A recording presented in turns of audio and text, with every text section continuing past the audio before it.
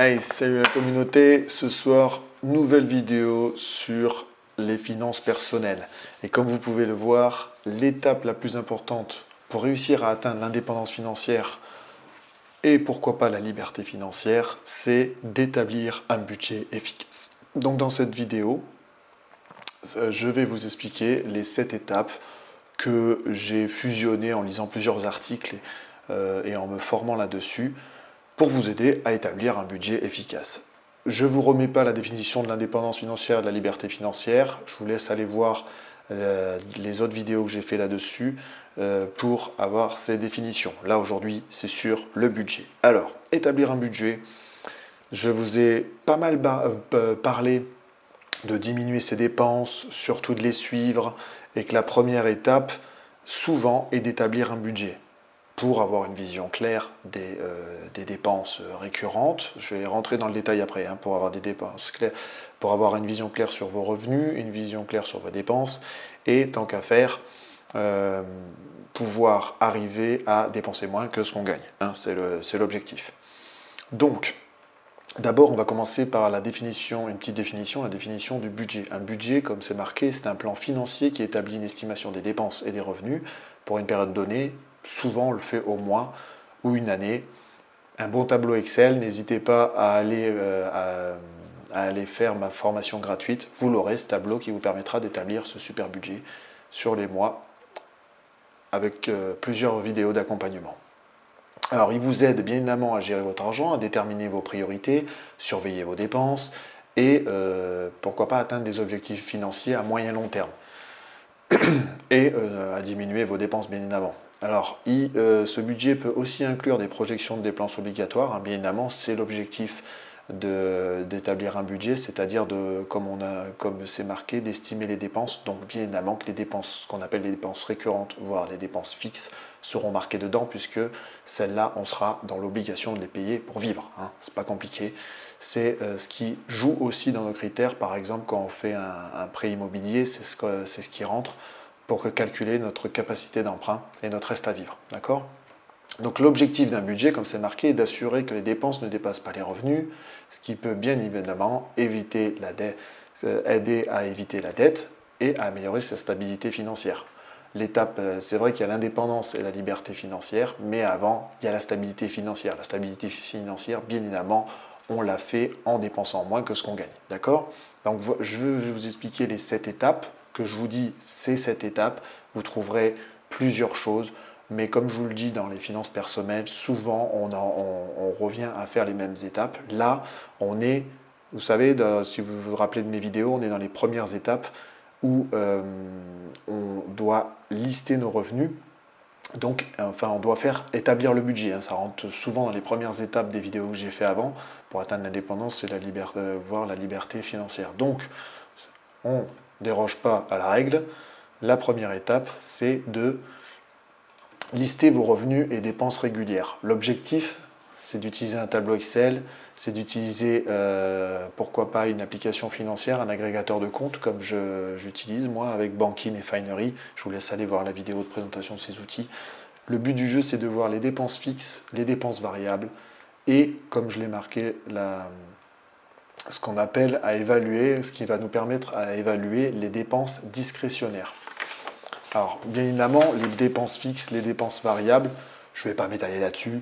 Les dépenses fixes, c'est les dépenses récurrentes, le loyer, facture d'électricité, etc., etc.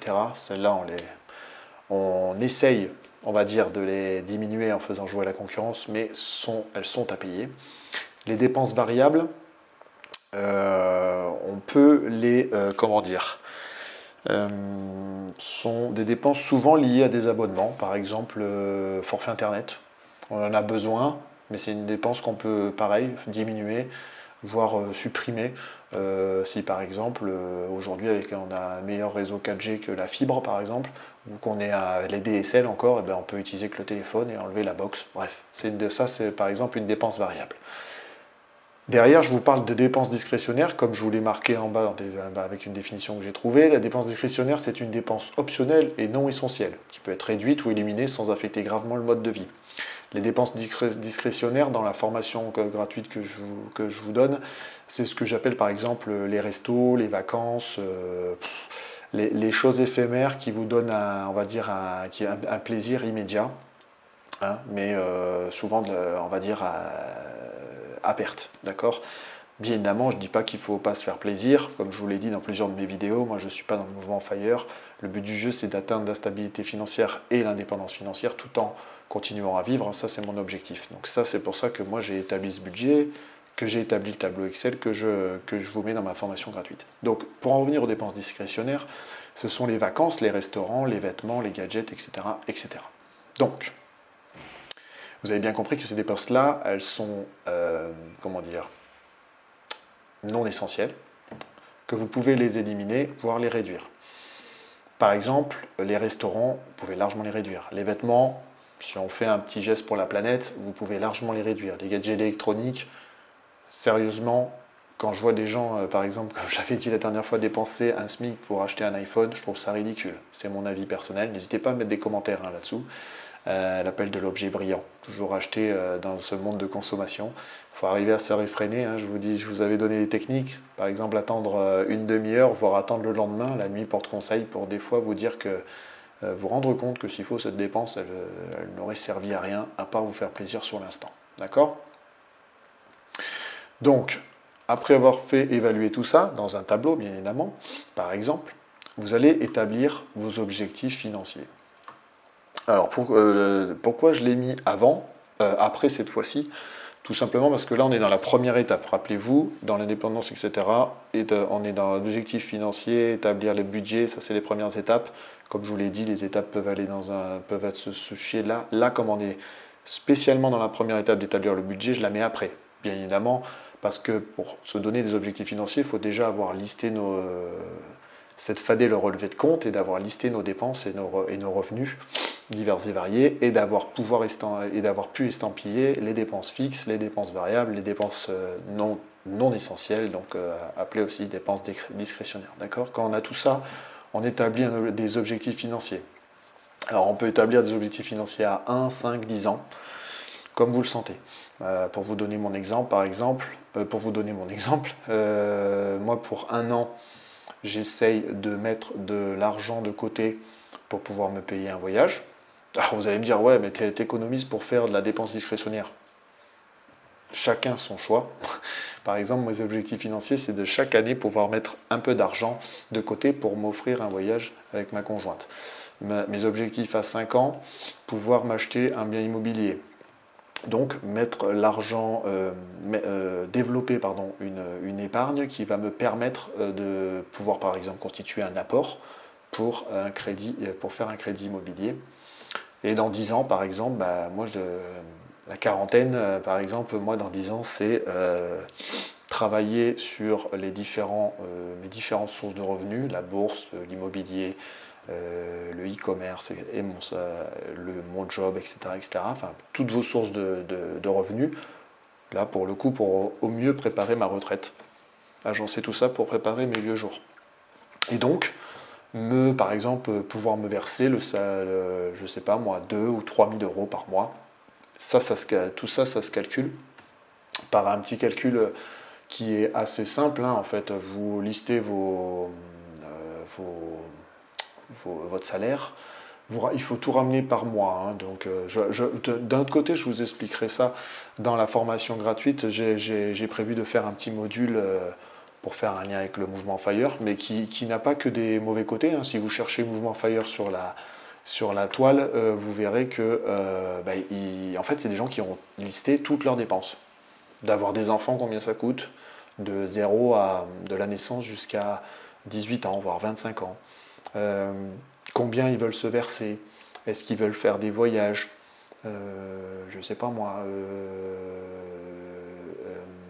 quel patrimoine immobilier pour pouvoir compléter leurs revenus, quel patrimoine immobilier ils doivent se constituer, etc., etc., etc. Ils ont constitué une liste comme ça de chiffres qu'ils ont établis et qui leur donnent un patrimoine à atteindre, un patrimoine placé, comme on dit, un capital placé qui vous permet de toucher des intérêts composés, des dividendes, des retours sur investissement, pour faire justement ce revenu qui leur permet de vivre au jour le jour, quoi, chaque mois. Donc après avoir établi vos objectifs financiers, comme je vous l'ai dit, il y a plusieurs techniques pour les objectifs financiers, SMART, il y a plein de techniques pour définir des objectifs, on va dire mesurables, temporels. Il ne faut pas se donner des chiffres et ne pas se mettre de timeline d'échéance, sinon ça ne marchera pas. Quand vous faites des objectifs financiers, soyez déjà raisonnables, mesurables, temporels. C'est pour ça que je vous parle de 1, 5 et 10 ans, parce que vous n'aurez pas les mêmes objectifs financiers. Et c'est surtout ces objectifs qui vont vous donner le fil rouge à suivre, ce qui va m'amener aux étapes suivantes, qui vont vous permettre de cadrer votre budget et pour atteindre ces objectifs-là. Ça vous donnera vraiment un but à obtenir. Le but, c'est pas de vous effrayer non plus, c'est de construire petit à petit pour vous approcher et atteindre vos objectifs financiers. Vous pouvez les établir, vous loupez, ça ne dérangera pas de les remanier parce que vous avez un peu surévalué, vous avez oublié des dépenses, etc. etc. C'est ça, la gestion de ses finances personnelles. Hein. On ne devine pas tout, on n'est pas devin, donc il faut commencer à établir les choses et après vous ajuster. Donc ce qui arrive après, après avoir établi vos objectifs financiers, c'est d'établir un budget. Bien évidemment, quand on établit les budgets, en gros, c'est qu'on équilibre ses revenus et ses dépenses en faisant en sorte que les dépenses ne dépassent pas les revenus. D'accord ? Donc déjà, si vous êtes dans le rouge chaque mois, posez-vous des questions. C'est que vous avez une manière de vivre qui est au-delà de vos revenus et que vous avez peut-être des soucis pour garder votre argent sur votre compte. Enfin, en tout cas, posez-vous les questions des dépenses que vous faites et sachez remettre les priorités. Donc pour veiller à ce que vous dépensez moins que ce que vous gagnez, il y a 2 méthodes que je vous ai parlé de temps en temps. Il y en a plein d'autres, je vous en donne 2. Il y a la méthode 50-30-20. Alors la méthode 50-30-20, très populaire, elle n'est pas compliquée. C'est qu'on divise en 3 grandes catégories, 50% pour les dépenses obligatoires, ce qu'on appelait plutôt les dépenses fixes, 30% pour les dépenses discrétionnaires variables, hein, ce qui est dépenses variables et dépenses discrétionnaires, donc comme je l'ai dit plutôt des dépenses non essentielles ou optionnelles, et 20% pour l'épargne et les investissements. D'accord ?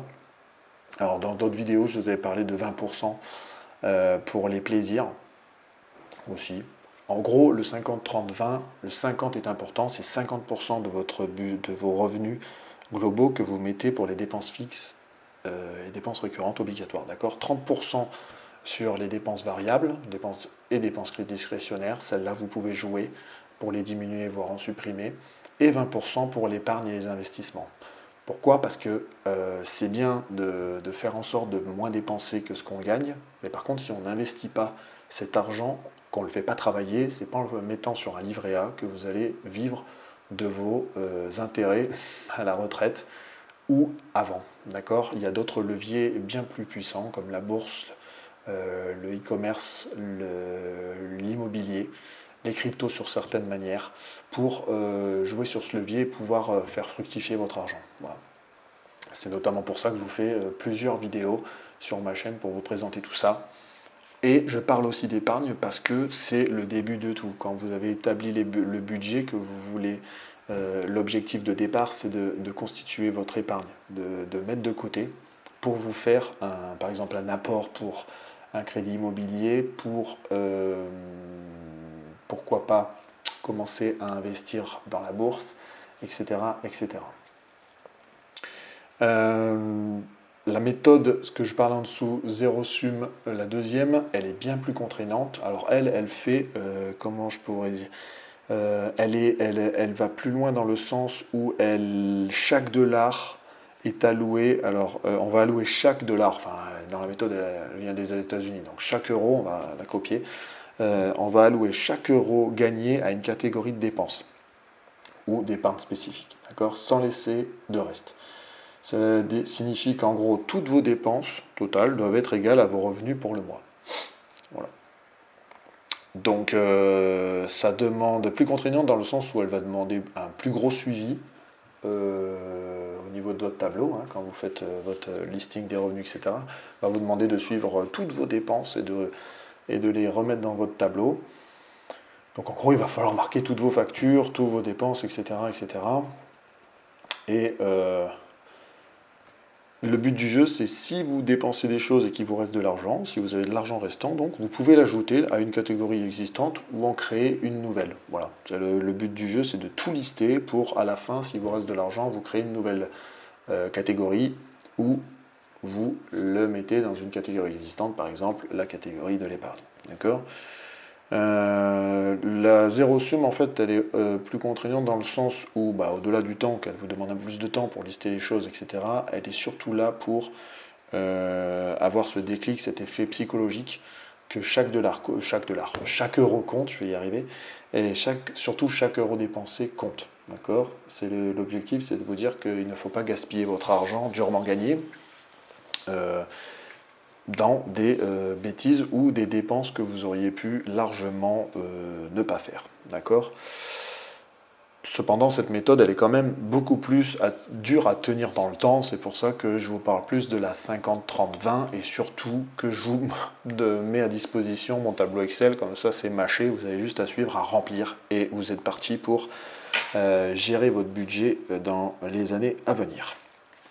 Ensuite, cinquième étape.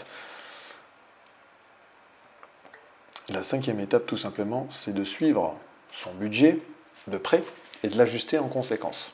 Bien évidemment, si on liste les revenus et les dépenses qu'on fait chaque mois, parcours professionnel avançant qu'on gagne plus par exemple, ou malheureusement on se blesse, ou on a un enfant par exemple, votre budget va falloir le suivre et l'ajuster en conséquence pour, par exemple, allouer de l'argent dans la catégorie enfant pour élever votre enfant, par exemple. Voilà. Vous gagnez plus d'argent, vous allez pouvoir allouer de l'argent pour investir en bourse, par exemple. Donc voilà, le but du jeu, c'est de suivre votre budget de près et de l'ajuster en conséquence. En gros, quand vous allez commencer à suivre votre budget, vous allez voir, ça va devenir un automatisme. Moi, je le fais de temps en temps, tous les mois. Ça me prend plus grand temps. Le premier temps, je vous l'ai dit à chaque fois, c'est de lister la première fois vos dépenses, etc. De vous ordonner un petit peu. Mais après, chaque mois, ça vous prendra moins de temps, puisque ce sera surtout de la mise à jour. Et j'espère pour vous de la suppression de lignes pour gagner de l'argent que vous pourrez épargner. Donc voilà, le but du jeu, c'est de le suivre, de l'ajuster, toujours dans l'optique d'atteindre votre objectif financier. D'accord ? Les objectifs financiers, ce sont vos objectifs à atteindre, ceux que vous vous êtes fixés.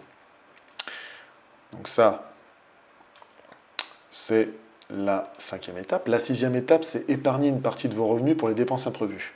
Ben oui, ça rejoint un petit peu à ce que j'ai dit avant. La vie n'est pas un long fleuve tranquille. Donc on a plusieurs épargnes. Peut-être je vous ferai une vidéo sur ce qu'on appelle les différentes épargnes. On a les épargnes qui vous permettent de créer par exemple un apport pour les crédits immobiliers et on a les épargnes de précaution. L'épargne de précaution, c'est cette partie de revenus que je vous dis pour les dépenses imprévues. L'épargne de précaution, c'est par exemple, on dit 6 mensualités de crédit quand on a un crédit immobilier.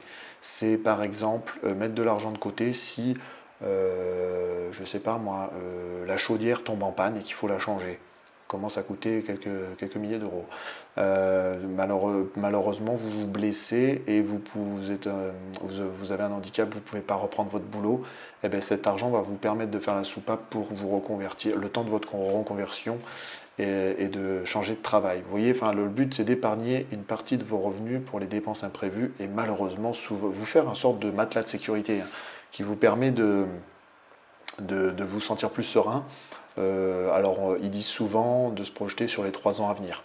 Bon, attention, le but du jeu, c'est pas de faire, alors parce que les Français, on est de gros épargnants, c'est pas de faire les picsous et de trop épargner. L'objectif, c'est de faire aussi travailler, de trouver le bon équilibre pour faire travailler son argent. D'accord ? Donc, quand je vous dis épargner, c'est à minima, par exemple, quand je vous disais, c'est 6 mois à 1 an de crédit pour un crédit immobilier, je ne sais pas moi, vous gagnez actuellement 2000 euros, pourquoi pas mettre 3 mois de salaire en matelas de sécurité, ça peut être un bon début, comme ça si vous avez un problème au niveau de votre travail, vous avez 3 mois devant vous pour vous retourner et notamment pour éviter de vous retrouver sans argent du jour au lendemain. Le truc qu'il y a, c'est que en gros, le matelas de sécurité va falloir pareil, ces épargnes-là, cette épargne de précaution, matelas de sécurité, enfin, ils ont plein de noms. Il va falloir le créer au fur et à mesure de vos investissements. Hein. Si vous commencez à acheter un appartement, eh ben là, pareil, c'est 6 mois de crédit qui constituent votre épargne de précaution, ben vous allez le laisser. Après, vous allez avoir comment dire, un enfant, vous voulez lui mettre de l'argent de côté, ben vous allez rajouter là-dessus on va dire une aide, par exemple l'argent que vous voulez mettre de côté pour lui acheter la voiture à ses 18 ans. Ensuite, vous allez acheter un deuxième bien immobilier, ben, bam, vous allez rajouter là-dessus les épargnes de précaution pour ce deuxième immobilier. Vous voyez, enfin, l'épargne de précaution, en fait, vous la faites évoluer en fonction de de vos investissements, pour vous sécuriser à chaque fois vos investissements. L'autre chose aussi, par rapport à votre travail, je sais il y a pas mal de questions là-dessus. On ne peut pas calculer, malheureusement, la vie, on n'est pas devin. On ne sait pas comment on va se blesser, etc., etc. Par contre, rien n'empêche de prévoir, par exemple, 2 à 3 mois de salaire en épargne de sécurité. C'est un bon début. Pas besoin d'aller plus loin. Je pense que 2 à 3 mois de salaire, ça peut être pas mal. Alors, pouvez vous le constituer en plus long. Hein. Je veux dire, je ne dis pas en moins d'un an vous faire ça. Hein. Le but du jeu, c'est de le constituer tout au long de l'année pour qu'à un moment donné, vous l'ayez et que vous vous sentiez plus serein. D'accord ? Ça, c'était la 6e partie pour vous dire que la vie n'est pas un long fleuve tranquille et qu'il faut assurer ses arrières malgré tout, quand on fait son budget, notamment pour faire des épargnes de précaution. Et enfin, la 7e étape, qui est un petit bonus, c'est d'être flexible et de savoir pivoter. Alors, être flexible, alors comme ça revient un petit peu à ce que je disais avant, la vie n'étant pas un long fleuve tranquille, et vos priorités vont changer en fonction de votre parcours professionnel, votre vie personnelle, vos investissements. En gros, il faut, ce que je veux vous dire par être flexible et savoir pivoter, je vous dis un exemple, par exemple, ça s'applique très bien à l'immobilier. Vous avez acheté plusieurs biens immobiliers, vous arrivez à 50 ans et ça vous gonfle, vous n'avez plus envie de gérer ces appartements. Eh bien, savoir pivoter, enfin savoir prendre des décisions, c'est par exemple revendre une partie des biens immobiliers pour vous constituer une somme d'argent qui va vous permettre de tenir vos années de retraite et pourquoi pas aider vos enfants, par exemple. Ça, c'est une manière de voir les choses. Autre chose, quand je dis être flexible et savoir pivoter, par exemple, vous investissez dans une assurance vie.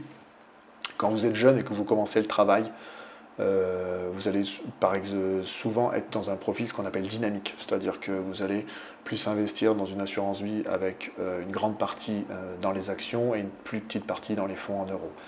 Quand vous allez vieillir, au fur et à mesure, bien évidemment, comme à un moment donné, cette assurance vie va vous aider, vous allez vouloir sécuriser la chose. Et donc, vous allez petit à petit diminuer le pourcentage investi dans les actions et augmenter votre pourcentage investi dans les fonds en euros. D'accord ? Ça, c'est une autre manière, par exemple, de vous dire qu'il faut être flexible et d'ajuster et de prendre des décisions tout au long de sa vie en fonction de ses priorités. D'accord ?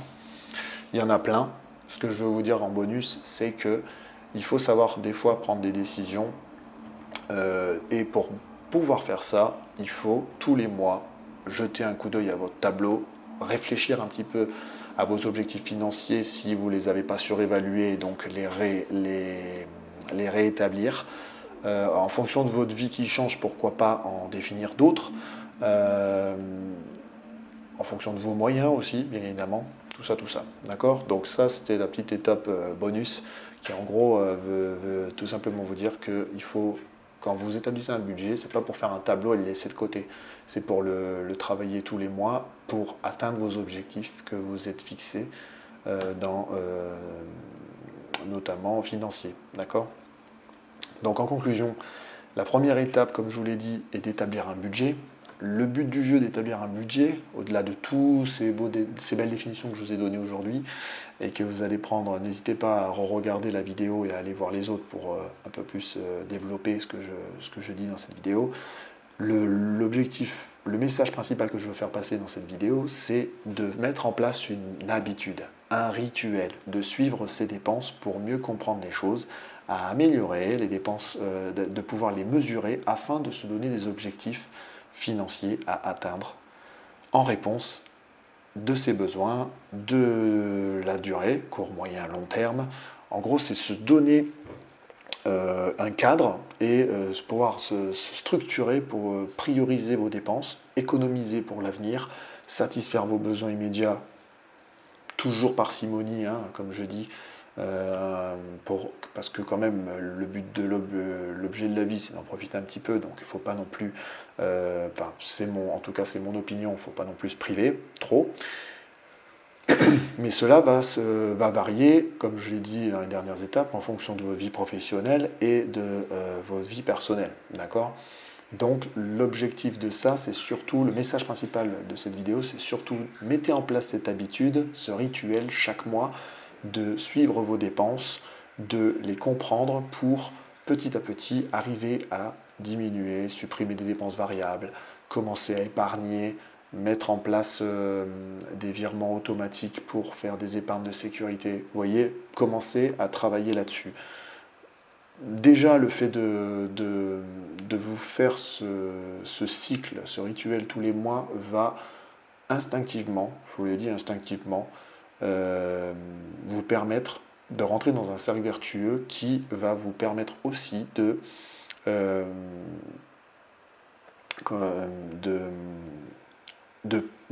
revoir vos priorités de dépenses. Voilà. Ça va vous permettre de revoir vos priorités, de voir ce qui est essentiel, de voir les dépenses complètement connes que vous pouvez faire de temps en temps sur des pulsions parce que on est submergé de pubs qui nous disent achète, achète, achète, c'est les soldes, c'est les Black Friday, c'est machin, c'est bidule. En faisant ce budget, en suivant vos dépenses en complément avec des apps comme Bankin ou Finery, vous allez voir ce qui vous reste. Et déjà, alors au-delà de vous faire peur, on va surtout vous donner un coup de pied aux fesses pour vous dire, Laurent, par exemple, tu dépenses trop, calme-toi, tu as fait des dépenses qui servaient à rien, et maintenant tu te retrouves à découvert. L'objectif, c'est au départ du coup, c'est de lister vos dépenses, etc. pour ne plus être à découvert.